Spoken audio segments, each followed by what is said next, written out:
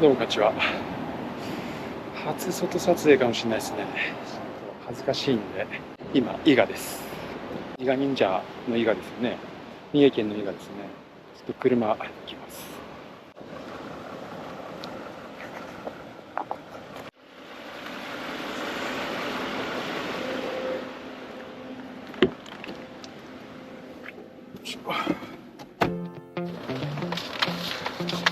今回の動画は初ですね。出張 Vlog 的なのやっていきたいと思います。最近受注会でいろんなところ出かけることが多くなったので撮ってみようかなと思います。今伊賀にいました。今回は大阪 TWTG 西見さんのところで受注会をさせてもらうんですが、それに合わせて結構いろいろ日程を詰め込みました。5泊かな。受注会は2日間なんですが、5泊他の用事もいろいろ合わせていきます。で今日の朝6時40分ぐらいですかねに山梨八ヶ岳出て、今11時20分なんですけど、三重の伊賀まで来ました。明日が受注会、明日明後日受注会なんですけど、今日は取引先にちょっと挨拶行こうかなと思いまして、奈良の方でアッパーやってくれてる方と神戸の木型屋さんですね、行きます。この動画はですね、5日間ちょいちょい撮っていくんですが、おそらくこの車で喋ってるっていうのが8割だと思いますね。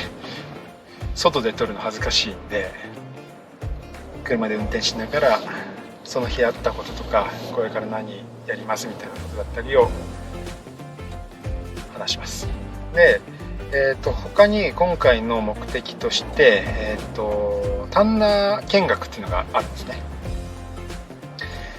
いくつか丹那見学させてもらって、取材もねさせてもらえるということだったので、それの動画また別で上がります。普段使ってるかは主に言えば新規企画さんですね。ローファーも持ってきてるんですけど、この他にも旦那さんいくつか行きます。そして今伊賀にいるんですけど、初めて来ました。関西の方車で来たことないんでね、初めてで知らない地名ばっかりで面白いですね。ちなみに車はマツダ3です。バーキン7でもちろん受注会なんか行けないのでマツダ乗ってます。7はもちろんすごく運転楽しいですが、逆に走るだけしか脳がないので、脳がないっていうか走るのを楽しむための車なので、快適性とかないですしね、そもそもオープンだし。もともとマツダ3に乗ってて運転も楽しくていい車だなと思ってたんですけど、スーパー7に乗ることによってよりこの現代の車の快適性だったり運転のしやすさっていうところに逆に驚きを感じますね。めちゃくちゃ乗り心地いいんだなっていうのを改めて感じます。今回の旅程を一応マップでこの経由地を追加していって総距離を調べるとおよそ1300キロでした。ちなみに今日はまず奈良まで行くのに400キロ、そこから神戸に行って、そこからちょっと宿泊地まで行くのに多分また100キロぐらいは走ると500キロちょいの予定ですね。運転は僕好きなんで全然できるんですけどね。そこを降りまして法隆寺で降りました。法隆寺って法隆寺ですか。お腹減った。何しようかな。こう道沿いで車に乗りながら何食べようかなって考えるのってめっちゃむずいですよね。あれもいいなって看板見て思った瞬間にもう通り過ぎてるっていうね。いやもう5時間半近く運転してますね。さすがに疲れた。腰が痛いですね。ちなみにこんちゃんは、吉健が見てくれてます。今回受注会出張は1人ですね。すごい名倉、穴闇と書いて名倉という読む地名ですね。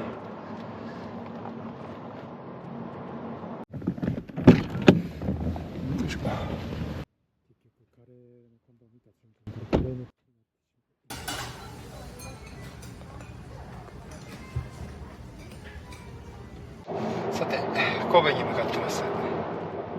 今は阪神高速4号湾岸線ですね。南高、でっかい橋渡ってます。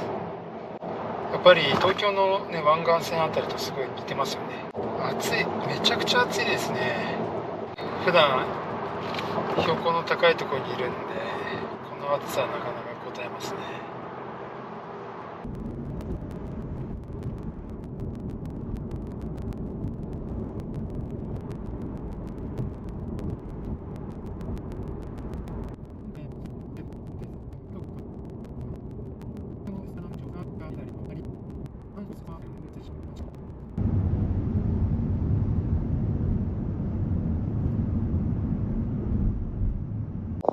神戸木型屋さんのレザークロスに行きました。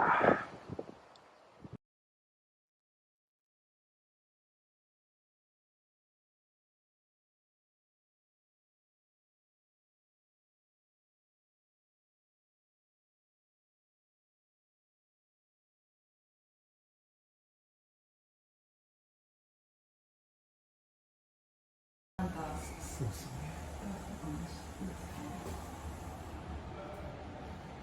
さて、レザークロスに行ってまいりました。すごい木型の数でしたね。いつも担当していただいている方にいろいろと木型の話を聞いてきました。めちゃくちゃ専門的な話なんですけど、木型のデータ管理だったりね、3D データの管理とか、どういうふうに木型を仕上げているのか。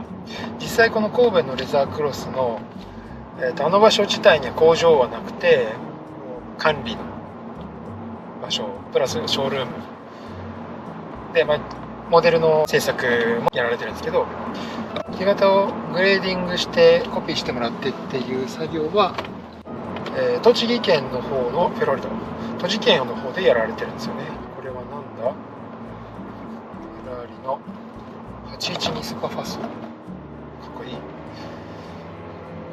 そういった木型屋さんの仕事、どういうことをやられてるのかとか、どういう作業で、岸沢区の木型をお願いしている分を作っていただいているのかみたいなところを聞きました。木型屋さん、本当靴屋さんにはね、なくてはならないですからね。今日の予定はこれで終わりなので、今日宿泊する場所まで向かってるんですが、有馬温泉に行きます。温泉行っちゃいます。明日から受注会なので、疲れをしっかりとって備えなければならないということで、有馬温泉行きますね。でも有馬温泉って近いですよね。近いからこそ行くんですけど、今神戸市の、ここはさっき長田区で、ここ今須磨区なんですけど、あと10キロちょいで着きますね。有馬温泉って有名ですけど、僕ちょっと行ったことないんですけど、そんな有名な温泉地がこんなに都会のすぐ近くにある。楽しみですね。宿泊費はね、なるべく抑えなくてはならないので、素泊まりで予約しました。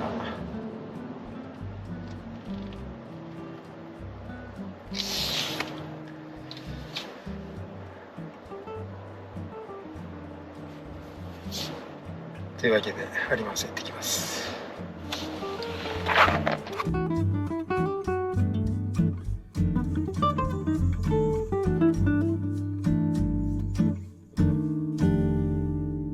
今車で走ってたら明石海峡大橋の下を通ったんですけど、あまりのでかさにビビって車を止めて見に来ました。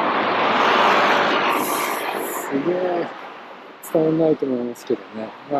この大阪の人たちは見たこともちろんあると思うんですけど、僕は、電車で確か、この辺を通ったことあるんで、その時に見かけはしたんですけど、この距離で見たの初めて。スケール感おかしくなるでかさですね。向こう側なんか CG みたい。いや、すごすぎる。僕直線好きなんですよ。高層ビルとかのすっごい長い遠くまでガーッと続いて遠近感で細くなっていく直線好きなんですよね。高層ビルとか下から眺めるの好きなんですけど、これはマジですごい。すごすぎる。すごい。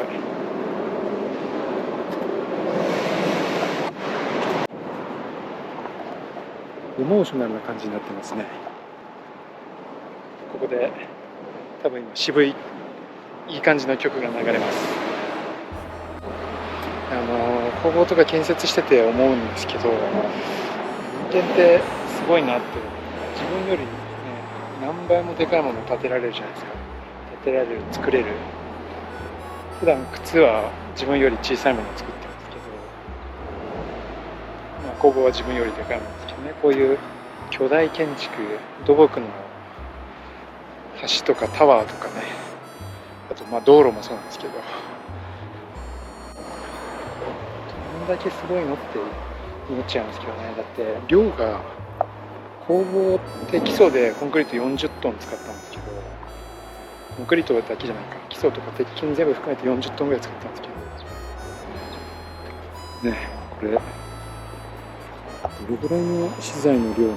だろう。すげえ。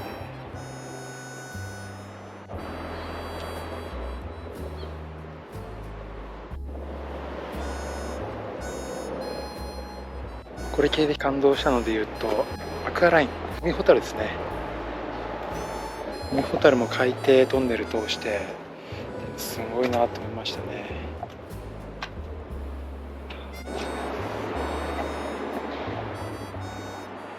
そして景色が綺麗。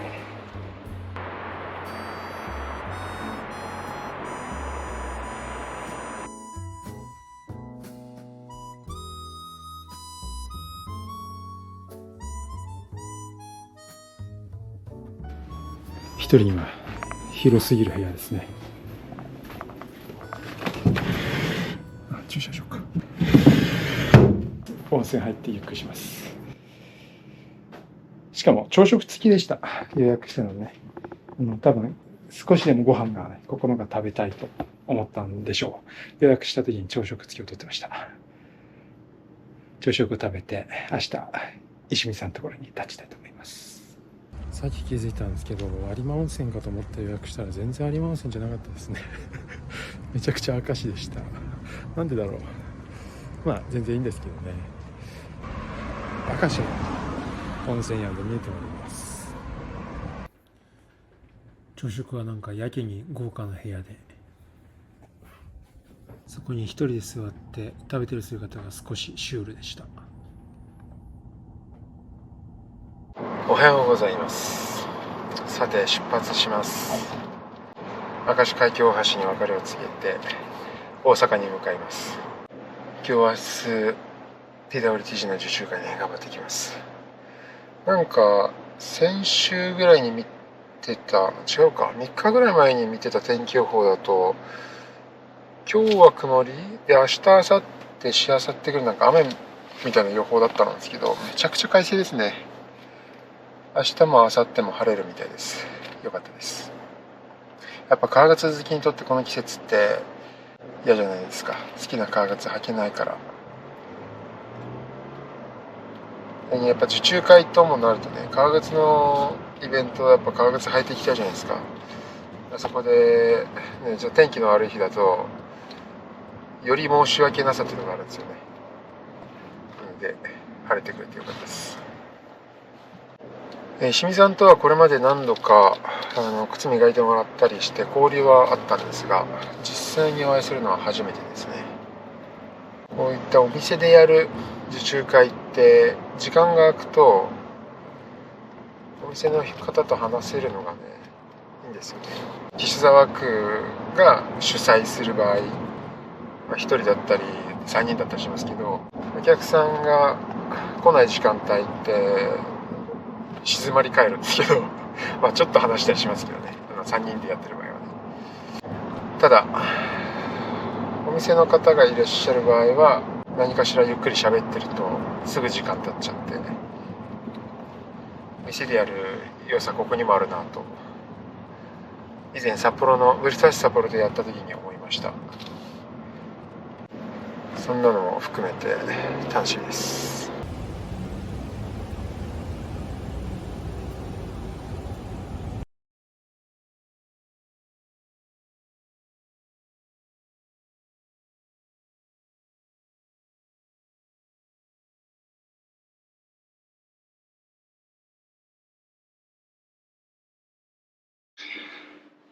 TWTG の受注会1日目が終わりました。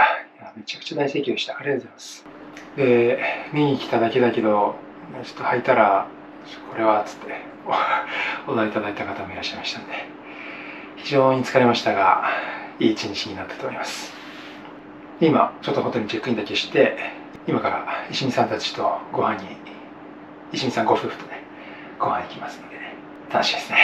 お腹減ったな昼休みはね、あんまりほぼなかったので、朝からあんまりね、ものも食べてなく、疲れました。ということで、行ってきます。また明日も頑張りたいと思います。朝は近くの米田コーヒーに来ました。米田コーヒー美味しいですよね。コーヒーも食べ物も。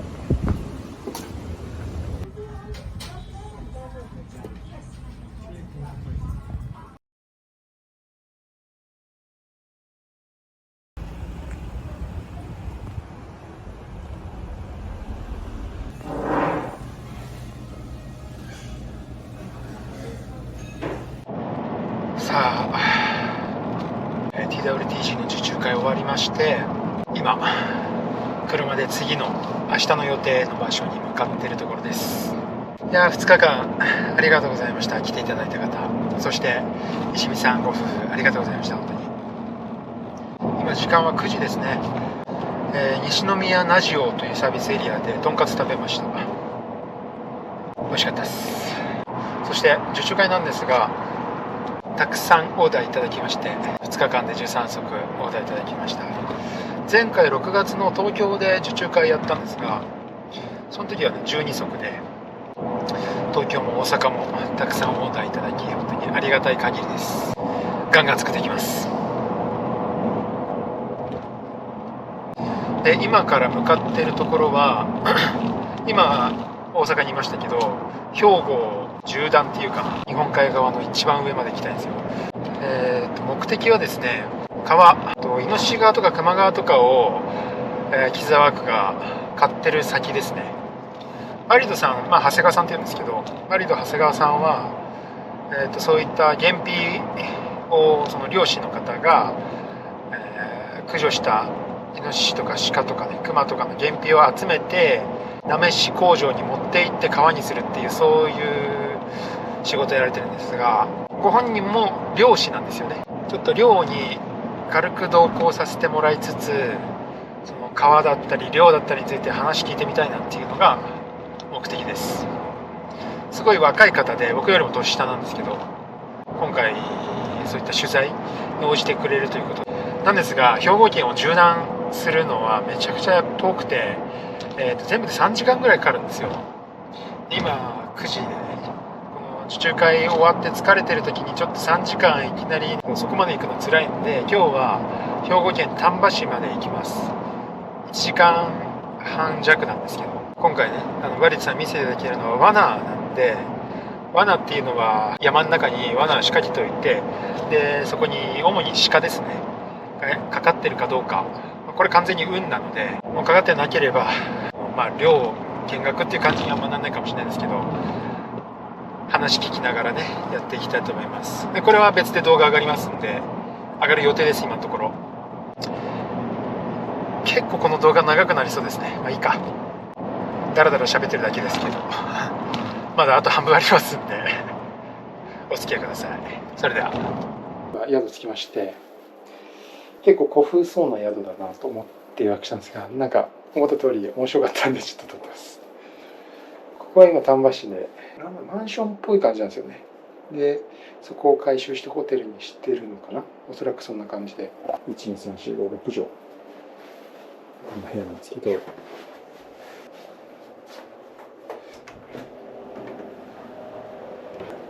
こういうのあんまり初めてなんで、浴室って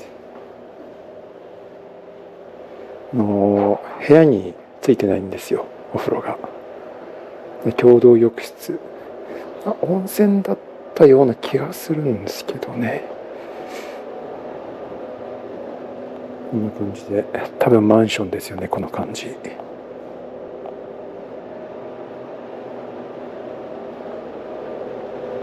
なんだろう、これは多分増築部分かな。ここがそんな感じですね。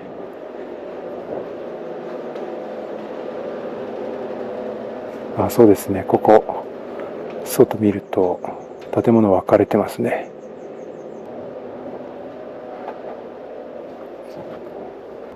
はい、今日はこんなとこに泊まります。さて、レトロなホテルでした。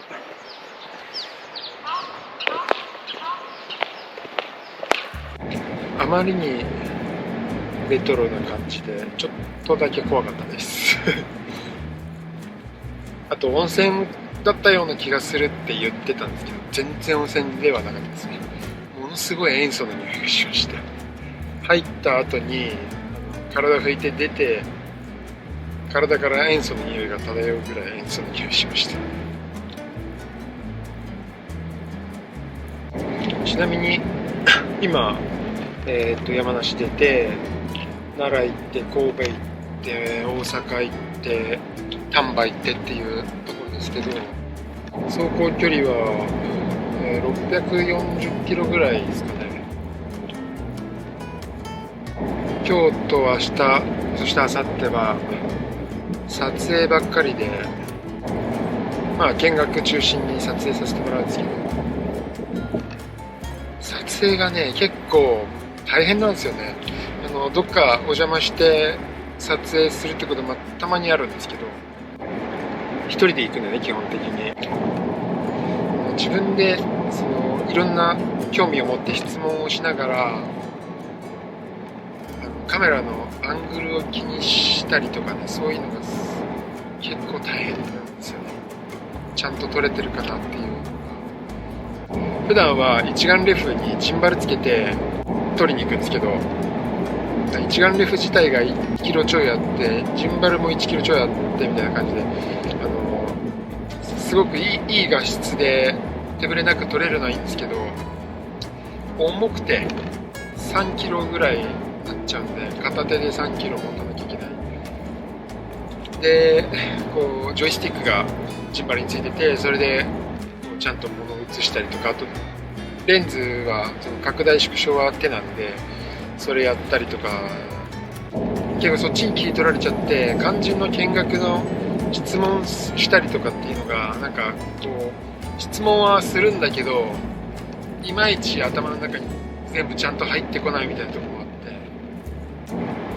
て、かといって2人で行くにしても、撮影のプロのクルーがいればいいですけど、やっぱり機種ザワークで言ったら、僕が一番カメラ慣れしてるんで、どういう風な場所をちゃんと映しておこうみたいなのがなかなか任せられはしないんですよね。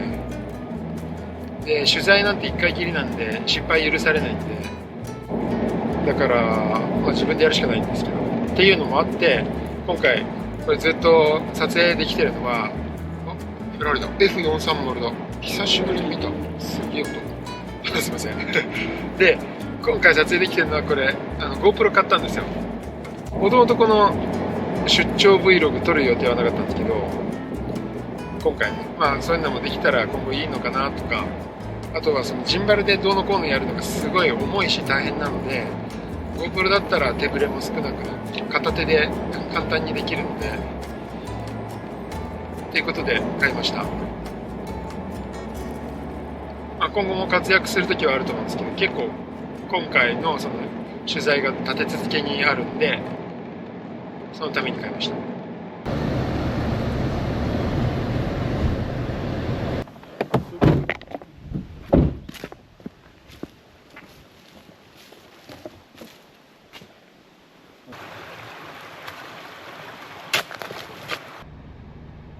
上。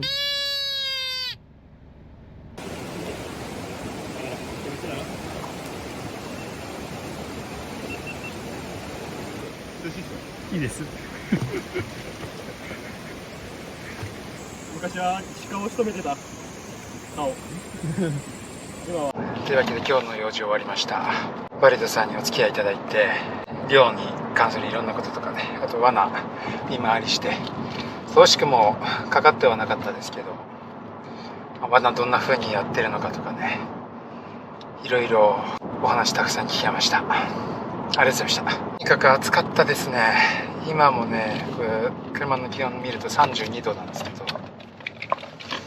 真っ昼間道端の気温計35度とかだったんで、めちゃくちゃいい天気で、いい天気なのは嬉しいんですけど、逆に雨降ってたら危険で山入れないんで、晴れてくれてよかったんですけどね。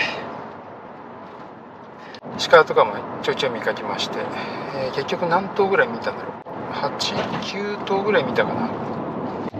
今日は罠だけだったので鉄砲でっていうのはなかったんですけど、あと熊ね、熊見たい気持ちとね、怖い気持ちとあって、車の中からね走ってる時にいたいたみたいになったらよかったですけどね、熊も見れずでしたが、非常に話聞いてて面白かったですね、いろいろ。さて、それでですね、今日は七川温泉っていうところ、温泉旅館に行きます。もう汗だらだらなんで早く温泉入りたいですね。ちょっとね結構今日しんどかったですね。でもこんな暑い中、普段ね漁行かない時もあるって言ってましたけど、あまりにも暑くて最近は昼間あんまり行動できないとかっても言ってましたけど、でも昼行かれることもあるらしいんで、体力仕事でね、ほんとすごいなと思います。宿着きまして、昔ながらの温泉旅館ですね。ちょっと外行きます。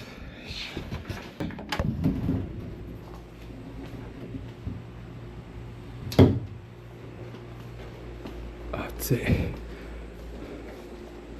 なんかこの生暖かさが夏休みみたいな感じですね。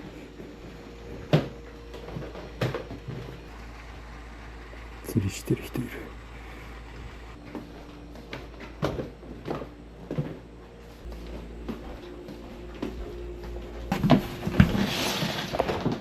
あまりにも暑いんで、ご飯前にお風呂入ります。暑すぎる。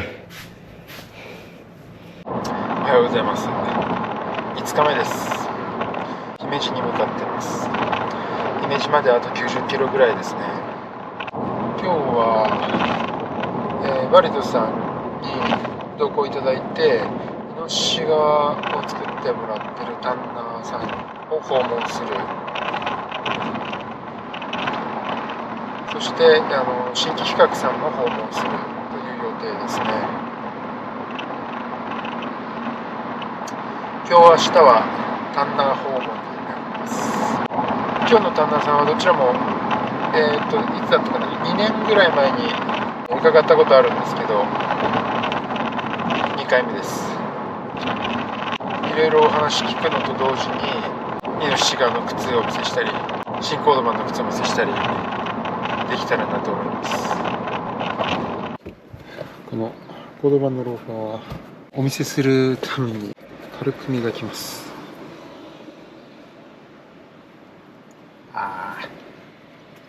このブーツブラックのなんていうんだっけ、これリッチモイスチャー、これもっと最初ねトロトロだったんですけどね、もうなんか分離じゃないか、変質して、もうこれ買ったの数年前なんですけど、もうサラッサラの液状なんですよね。これ逆光か。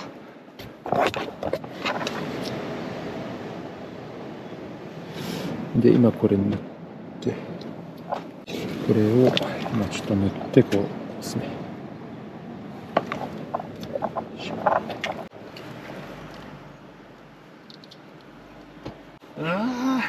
インソールに垂れた。こ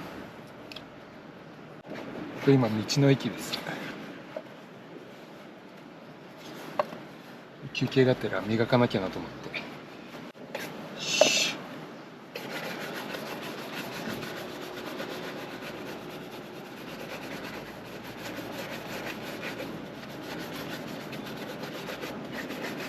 暑い。暑いよ。はい。まあ、軽く磨きました。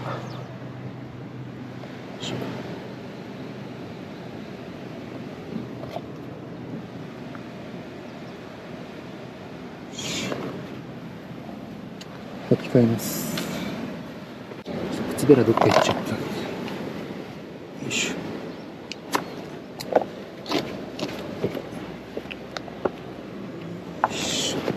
はい、OK。い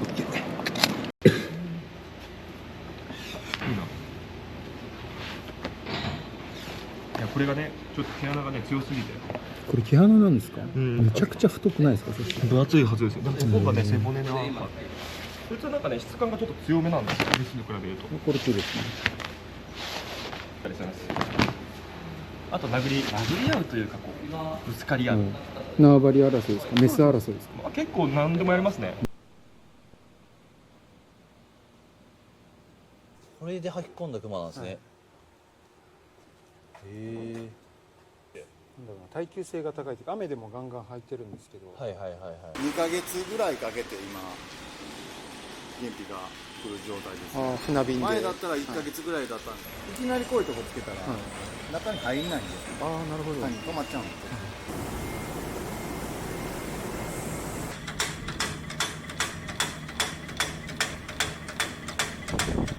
よ、ついてるんで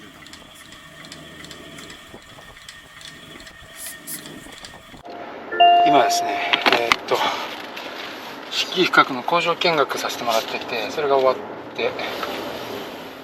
でちょっと場所を移動して、新規比較チャンネルさんの方で、別でちょっと動画撮るんですけど、そこに行きます。なんかね、たくさん人がいて新規比較の社長を含め、撮影隊の方とか、あと従業員の方々とか、結構人数が多いんですよ。なんかすごくやってる感がありますね。やってる感っていうのはそれっぽい感じがしますね。僕が最初行っていいですかっていうふうにお話しして、で今回工場見学動画撮らせてもらったんですけど、それに合わせて新コード版で作った靴見せてほしいということで動画を企画してもらって、今からそれ撮ります。あ、着いた。じゃあやってきます。あのとこで、またキコさん持っていただいてカメラに見せてもらえるような感じで、なんかコード版の話してたらコード版を持ってこっちに、新企画チャンネルの撮影も終わりまして、ホテルにチェックインします。この後社長と、あと磨きザヘリテージのペコさん、靴磨き職人のね、西岡ペコさん、ご飯行きます。ペコさんは初めてお会いしたんですけど、お互いに知ってはいて、なんかこうやって、ね、いろんな人と会ってると、そこから新たなつながりとかできてくるじゃないですか。なんか面白いんですよね。僕喋るの苦手なんですけど嘘か、それは嘘。もともとは苦手ですね。苦手っていう意識が明らかにありましたね。小学校の時とかね、すごい発言するのとか嫌でしたからね。最近は全然そんなことないんですけど、会社員、設計会社で勤めている時よりも今こうやって靴やってる時の方がいろんな人と喋るし、なんか喋るのも楽しいですね。これはやっぱり興味のある話をしてるからなのかな、それとも大人になったからなのかな。たまに自分でハッと思うんですけどね、 YouTube でめっちゃ喋ってるのとか、今日みたいにいろんな人と喋ってるのを自分をふとね、我に返るっていうか、なんだ、昔の我に返ったような感じの感覚になることがあって、うわ、なんかすごい喋ってるなって思うんですよね。今もこうやって喋ってるんですけど、八ヶ岳の方でも、全然関係ない話ですけどね、八ヶ岳の方でも犬の散歩とかしてると、犬コミュニティみたいな感じでたまに会う人と喋るじゃないですか、少しだけ。そっからなんか仲良くなったりとかね、すごいいいんですよね。逆に八ヶ岳にいると人と話す機会が少ないからこそ、話す時結構楽しいっていうか、なんか仲良くなれたみたいなとか。だからそれはね、受注会での時も思うんですよね。お客さん来てくるじゃないですか。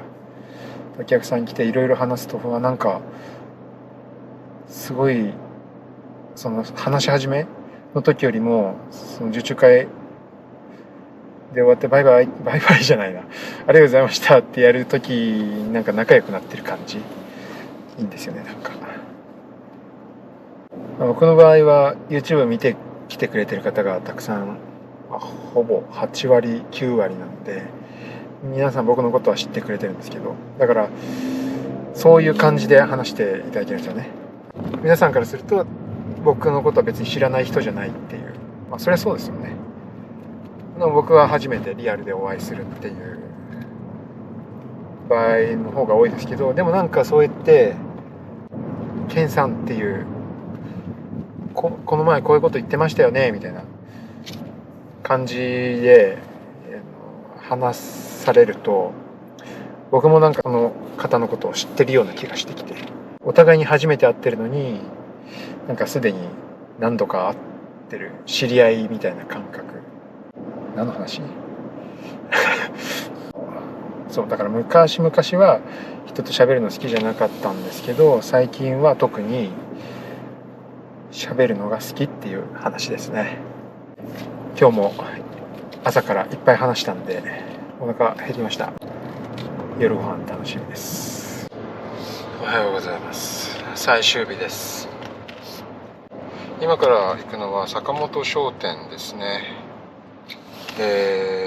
黒三角ですね。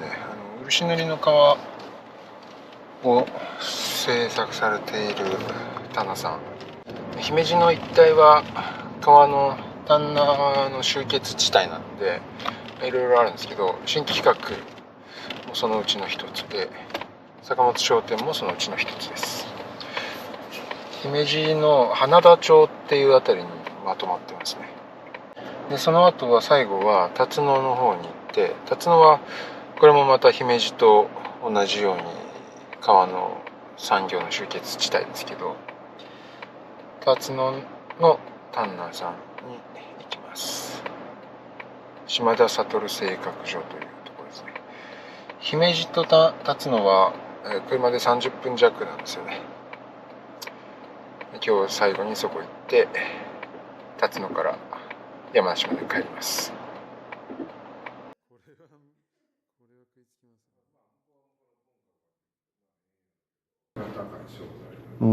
これはどこに使うんですか？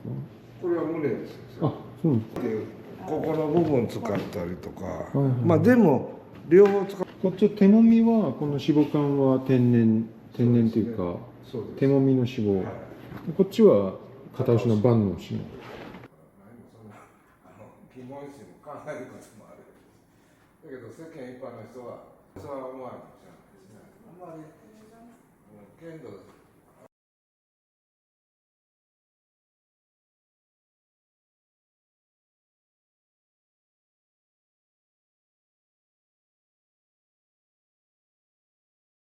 さて、ということで全工程終了しました。お疲れ様でした。自分、木金土日月火と6日間ですね。毎日楽しかったんですけど、さすがにちょっと疲れました。何よりももう2日目ぐらいから思ってたんですけど、ポンちゃんに会いたいですね、早く。はい、で今、辰野で、島田悟さんとこうお邪魔して、で川もちょっと買わせてもらったんですけど、見学させてもらいまして、辰野から高速乗ってね、多分ほぼ全部高速だと思うんですけど、480キロ、6時間半弱ぐらいの道のりですね。高速はほぼ全部オートクルーズ使っちゃうんで、今もアクセルブレーキ踏んでないですし、ステアリングも操作してないんで、は楽ですね。今回の関西旅は得るものが多かったですね。新しく会った方々どんくらいいたんだろうな。お客さん、靴の受注会のお客さんも含めて数十人ですね。この多分最初の方にこの GoPro 買ったっていう話をどっかでしたと思うんですよ。カメラの操作も、ね、しながら質問しながらがすごく大変だっていうことで GoPro 買ったんですけど、でそれに関して言うとね、結果やってみてものすごく良かったです。 GoPro じゃないと無理でしたね。ただね、難しいのはまあ撮影させてくださいっていう風にしてあって快く許可いただいて撮影させてもらうんですけど、ぬるっと始まるんですよね。まず挨拶するじゃないですか。はじめましてっつって、理想的にはじゃあ今日こんな感じで聞いていきますんでお願いしますってでカメラ構えて、はいこんにちは、今日はどこどこにお邪魔してます、よろしくお願いしますってやれれば一番いいんですけど、なかなかそうもいかないじゃないですか。流れでぐるっと説明を始めていただいたり、逆に僕が聞いちゃったりとかしてると、多分今回撮った動画全部始まりがほとんど決まってないですけど、新企画さんぐらいかな、どうもこんにちはってやってるのが。で僕自身もね、話すことをずっと物とか顔見ながら喋ってるんで、一応メモ、どんなこと聞こうというメモは頭には入れてはいるんですけど、今この質問したいなみたいな思った時って順番ぐちゃぐちゃになっちゃうんで、だから多分動画はすごく、編集するんですけど、編集が難しそうだなっていう感じですね。分かりやすくできたらなと思うんですけど、でも逆に撮影ってなると僕はもう基本的に好きに慣れてますけど、普段ね自分ずっと撮影しながらって人はまずいないじゃないですか。だからカメラもあると結構なんか緊張しますよね。ちょっと変な空気感になっちゃったりとか、そうなるとそれはそれでなんか自由に話せないのもね、実際話したいこと話してくれなかったりとか、聞きたいこと聞けなかったりとかがあると思うので、自然体な感じでいけたのはいいかなと思うんです。なかなか難しいですね。あと音が取れてるかが大変心配で、今もこれも車のノイズが結構乗ってると思うんですよ。なるべくね編集で声を強調させるように、僕も結構今ちゃんと声張って喋ってるんですけど、それがやっぱ単な工場の中だといろんな音がするんで、マイクつけてやってるんですけど、ちょっとうまく音入ってるか心配ですね。そこはねちょっとある程度勘弁してください。何よりも、動画が撮れたっていうことももちろんありがたいんですけど、いろいろお話を聞けて、僕自身がカーに対する知識、単価に対する知識とかいろいろ吸収できたんで、もちろん制作活動にも活かせると思いますし、こういう商品もあるんだとかね、こういうこともやってくれるんだっていうのが分かったので、幅が広がりますよね、制作の幅が。動画で話せないようなちょっと裏事情とかもいろいろ聞きましたけど少しはね、その辺は話せないので逆にそういう裏事情みたいな、裏話みたいなのこそ面白かったりしますけどね。というわけで、三木サービスエリアちょっと休憩します。トイレ行きたいですね。ちょっとコーヒー飲みたいですね。ここから6時間気をつけて頑張って運転していきます。それではありがとうございました。